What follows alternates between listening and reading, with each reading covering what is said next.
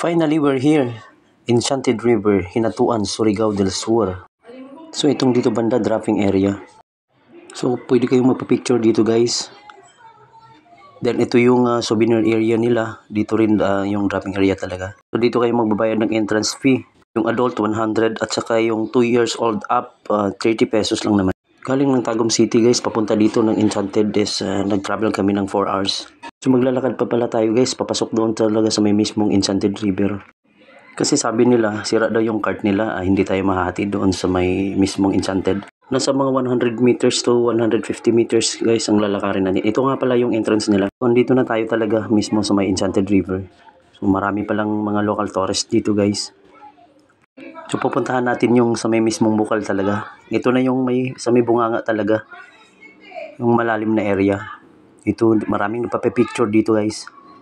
For your information pala, guys, bawal magdala ng pagkain dito. So, yung pwedeng dalahin lang, yung wallet at saka cellphone ninyo. Tapos, yung mga pagkain ninyo, guys, may iwan doon sa may bandang dropping area. So, doon kayo kakain, diretso na lang pa uwi. Kasi mahigpit talaga nilang ipinagbabawal yung magdadala ng pagkain, guys. Siguro para maiwasan yung kalat at mapanatili yung kalinisan dito sa Enchanted. Ayan, guys, maraming nagpapapicture dyan.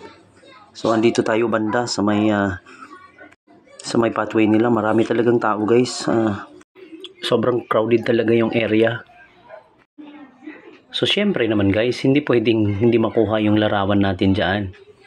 Marami kaming nakasabayan dito, guys, taga Cagayan de Oro at marami pang iba. So, sino ba namang hindi mabibighani dito, guys, sa ganda ng tanawin at sa clear ng tubig. Yung tubig nga pala, guys, na lumalabas dyan sa may bukal, tubig tabang. Medyo malamig na talaga siya. Para sa mga nagtatanong, maalat yung tubig dito, guys, kasi mas marami yung tubig dagat kaysa tabang.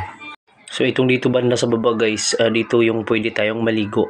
Kasi hindi pwede, ipinagbabawal talaga doon sa may bukal, guys, kasi malalim talaga, delikado. Ito dito, guys, pwedeng maligo pati bata kasi may mga life jacket naman sila, libre lang naman. At mag-iiwan ka lang ng ID mo doon sa may entrance banda. Sobrang dami talaga ng tao dito, guys. Galing dito sa may bukal, guys, papunta doon sa may bukana talaga sa may dagat. Nasa mga 150 meters din. So, marami talagang naliligo, guys, hanggang dito sa may bandang baba. Itong dito banda sa baba, guys, pwedeng maligo yung mga bata dito kasi may life jacket na naman at kailangan pa rin ng gabay ng magulang. Yung banda doon, guys, yan na yung bukana niya, yung sa may dagat area na talaga. So, let's go, puntahan natin, guys. Halika kayo, guys, puntahan natin sa may bandang bukana, guys. So, kasama ko pala yung pamilya ko dito. Doon kami banda sa baba kasi medyo mababaw na talaga. So, guys, kita na natin yung bukana dito. Yung may mga bangka dyan, guys, at saka yung floating fort. Pwede kayong mag-island hopping dyan. 600 pesos yung babayaran ninyo. Within 2 hours na yun.